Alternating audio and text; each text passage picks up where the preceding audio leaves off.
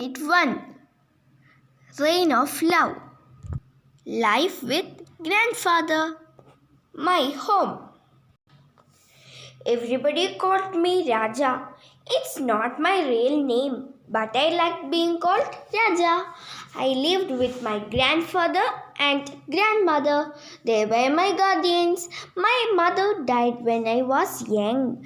My father left me with my grandparents who brought me up. We lived in a large house, but we were a small family. There were grandfather, grandmother, uncle, and I. We had many relatives, but they lived in their own houses. Grandfather was a tall, strong man. He always spoke in a loud voice. He knew everyone in the village, people respect him. They came to him for advice and help. Grandmother was kind and gentle. She took good care of me. She would follow me like a shadow, saying, "Drink this milk," or "Eat your food," or "Have your bath," or "Go to bed."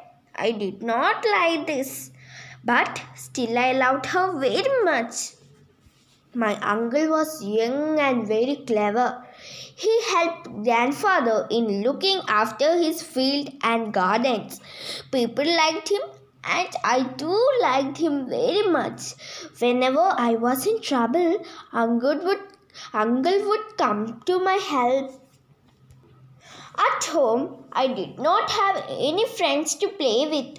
Grandfather did not like my going out to play with other children. He believed that I would be spoiled if I did so. Other children did not like to come to our houses because they were afraid of grandfather. Yet, life with grandfather was not dull. I liked my home and a very large garden all around it. There were many trees in the garden, coconut trees, mango trees, and other kinds of trees. There were birds, butterflies, and honeybees. There were many tanks with plenty of fish in them. Kingfisher, storks, and other water birds came to the tanks to catch the fish. In a corner of the compound was a grove where trees, shrubs, and creepers grew wild. Jackals, mangoes, wild cats, and owls lived in the grove. We had many cows, bulls, and bullocks. Little calves played and ran about in our garden. I like to play with the calves and I like to watch the birds in the garden. I looked for jackals coming out of the grove. I ran after mangoes and I caught butterflies and reptiles. Making a shower. It was an evening after a heavy rain. Grandfather was picking flowers from the jasmine bush under the sandalwood tree. The leaves of the tree were full of raindrops. I knew I could make rain if I shook the tree and grandfather, and I would get a good shower. I liked bathing in the rain, but he might not like it. But it would be great fun. So I quietly went near the sandalwood tree and shook it with all my strength. There was a heavy shower, and both grandfather and I were soaked. I loved it, but grandfather did not. He turned to me with an angry look. I was sure he would catch me and beat me, so I ran. He ran after me. I ran fast, but he ran faster. He had almost caught me when he stumbled and fell. I ran away to the paddy field and hid myself there.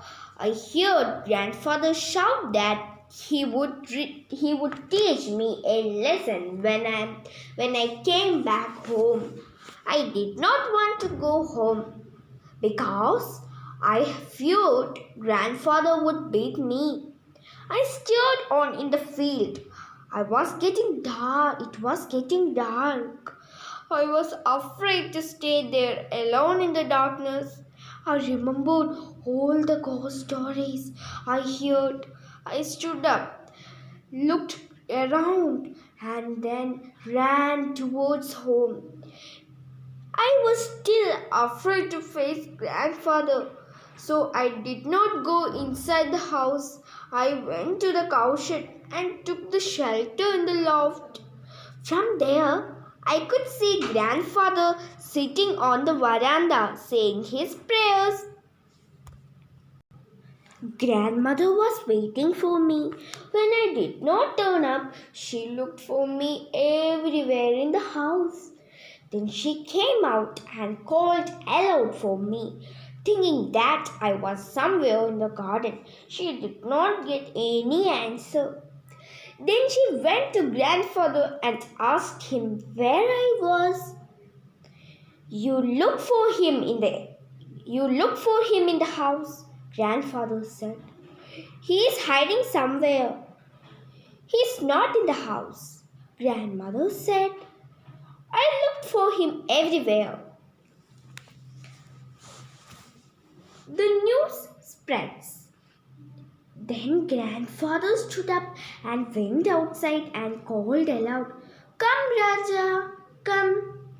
I won't beat you. But I did not answer him, for I thought that he would beat me. Grandmother was angry and said, He won't come. You drove him away. I heard to say that you would beat him if he came home. Poor child, he is afraid of you and has ran away. Father called the servants and asked them to go out and look for me. They went out, but after a while returned to state that they could not find me. Grandmother started weeping. Grandfather started walking up and down the courtyard. The news that I was missing spread. Our neighbor came first, then our relatives, and then others who heard the bad news. Many came to offer their sympathies to grandmother. Grandfather did not like this. He shouted, Nothing has happened to the boy. He is hiding somewhere. Can't some of you go out? You go out and find him instead of wasting your time here. Some of them went out to search for me. More and more people came, and soon there was a big crowd. By now, grandmother had lost all hope seeing me again. She started telling the people what a good boy I was. The search parties returned without finding me. Grandmother started weeping loudly. The woman in the crowd also wept. The servants of the house joined in the wailing. They all acted as if I were dead. I felt very sorry for grandmother. I want to come out. Grandfather was a man of strong will, but I knew that he too felt very sad. He did not, however, lose hope. He stood up, turned in the direction of our family temple and prayed. Help me, God, he said. Give me my child. I want him now. I cannot wait any longer. He then stood silent in the prayer. At that moment, uncle returned. He learned what was happening at home. He looked around and guessed where I was.